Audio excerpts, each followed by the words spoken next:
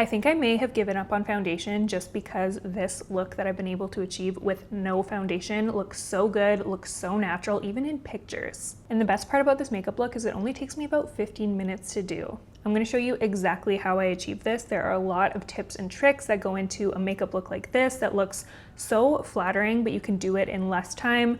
Really just depends on the technique and the product, which I'm going to be teaching you today. So if you want to know how I got this look, keep on watching. And really quickly before we get into it, because I know you guys are going to ask, yes, I'm wearing colored contacts. I've linked them down below. These are my favorite colored contacts at the moment. They look really natural and they're really comfy. So first things first, if you're not going to be wearing foundation, you really want to pay extra attention to the skin. So I do have skincare on right now. You can start with whatever skincare you want, but I'm going to go in with an extra layer just to prep underneath for makeup. I'm going in with the RHODE Glazing Mist. So this is a hydrating skin mist. I find when I spray this before makeup, everything goes on top so much nicer. Everything just kind of melts into the skin. If you go in with your makeup on top of bare skin or like dry skin that doesn't have a hydration layer, you're going to be probably experiencing heavier looking makeup, clinging to dry patches. It's just not going to look natural and your products are going to take longer to blend. So this is kind of like a time-saving hack as well. I'm just going to spray a nice even layer of this on my face. This gives a really nice hydrated, glowy look to the skin as well. I've been having a little bit of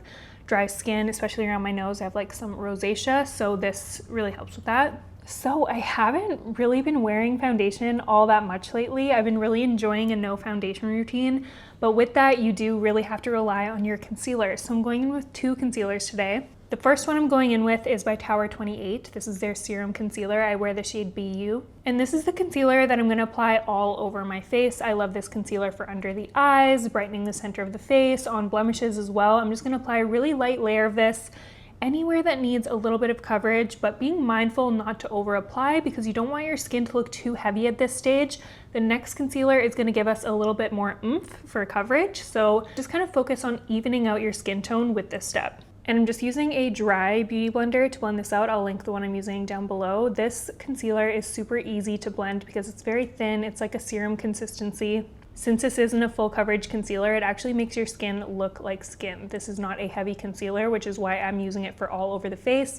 If you go in with a full coverage concealer all over the face, that's when you can start looking heavy. So this is our base layer of concealer. As you can see, there are still some little imperfections peeking through, but our skin still looks like skin, and it only took me a couple minutes to blend that out. I do like to use a bigger beauty blender for this because I feel like it saves a lot of time. But now we're going to go in with a bit more concentrated coverage in targeted areas just to give us that very flawless look. I'm going in with the Estee Lauder Double Wear Stay in Place Concealer, and I'm going to be placing that in any areas that I want a little bit more coverage, but I'm going in very sparingly with this concealer. With full coverage concealer, it's very easy to overdo it, so I would rather under apply and then add more than over apply and then have way too much and you can't remove it at that point. I'm just going to use a detailed concealer brush to blend that out so we keep that coverage. Just tapping that concealer into the skin instead of dragging it so we keep that coverage exactly where we applied it. Okay, so this is the coverage we have. If I wanted to look like I was wearing foundation, I would wear foundation, but obviously this is a no foundation makeup tutorial. So I do want my skin to still look really light and fresh, and right now I think it's looking pretty good, but we have coverage where we need it. The skin looks pretty flawless. We are looking a little flat, so I'm going to add some warmth and dimension to my face, but first I'm going to go in with one more layer of the RHODE Glazing Mist just to add even more hydration to the face. For bronzer, I'm going in with the Juvia's Place Bronzed Cream Bronzer. I'm using the shade Buttercream. This bronzer melts right into the skin. I'm using my Refi double-ended brush to apply that. I like to pack it on with the dense side and then flip it over to use the more fluffy side to airbrush everything into my skin. This method is super quick. Sometimes bronzer can take a long time depending on what product you're using, especially if it's a little bit firmer of a product, but this just melts right into the skin. Whenever I'm in a rush or whenever I just want a more natural looking bronze, this is the product that I use. My technique when it comes to blush is kind of the same with bronzer. If I'm in a rush, if I want to do just a quick 10-15 minute makeup look, I'm always using melty, blendable, buttery products because there's nothing worse than being in a rush and you just can't blend out your products. That is not something I want to be dealing with. So I'm going in with this RHODE blush. This one is one of their newer ones in the shade Tan Line. Honestly, these little pocket blushes are great. I've tried every single shade. I actually have a video about it if you want to watch it. I'll put it up on the screen and down below. A little bit of this product goes a long way. I'm just popping a little bit of that on the apples of my cheeks and on my nose and blending that out with a brush, pressing that into the skin. This melts in like butter. It literally takes me like a minute to do this because it is just so melty and easy to use. The skin looks so natural in person. You honestly can't even really tell that I'm wearing makeup, which is kind of what I was going for. This blush is so natural. It gives a very sun-kissed look. I'm gonna set the skin down a little bit just to lock some of my base in place. I'm going in with the Lawless Perfecting Powder in the shade 22. And I'm gonna focus that under my eyes, on my forehead, and around my mouth and nose. Any areas that get a little bit oily, I'm just taking a light dusting of powder and pressing that into the skin. I'm gonna add a little bit more to the base later, but for now we're gonna move on to eyes. I'm going in with the Curator palette by Hourglass. This is in the shade Minimalist. When I want the focus to be on the skin, when I'm in a rush, I don't wanna spend a ton of time on the eyes. The eyes can take a long time, as we all know. I'm not gonna be doing a full glam eyeshadow look today, but this palette is so pretty. It's perfect for anyone who wants a more minimalist routine like the name suggests.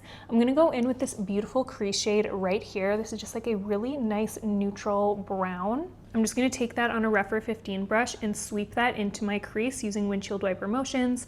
I'm using a really nice light hand and making sure I'm dusting off the excess before I go in and apply the eyeshadow. This way I'm not going to be faced with any surprises, no patchiness, no over applying or anything like that. It's nice and easy. I'm also going to take a little bit of that color on my lower lash line as well, focusing that on the outer half of my eye. This next step is optional, but if you're feeling a little extra, this is like the easiest way to add glitter to your look. I'm going in with the Half Magic Sparkle Stick Eye Crayon. This is in the shade Beige Mystique. You don't even need an eyeshadow brush. Literally, you can just precisely apply this straight out of the pen. On the lid, you can apply however much you want. I'm gonna apply about this much. And then I just go right in with my finger and I pat that in, and this blends out so easily. I just can't get over how simple this is to use.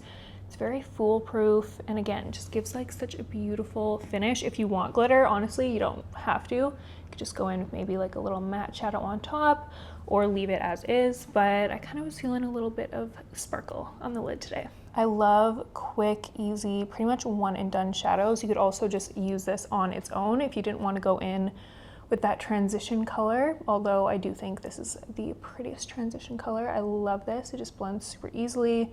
Again, easy to use products that you can rely on is going to be really key anytime you're doing your makeup in a rush. This next step is also optional, but I've been actually doing this lately and I've been really loving the way my eye makeup turns out. I'm going in with the MAC Brush Brown Brushstroke 24-hour liner. Like I said, liner's optional. You totally don't have to do this, but this is the easiest liner pen to do winged liner with. I hardly ever make mistakes with this. It is so forgiving. I love the color. I'm going to be focusing this on my outer corner.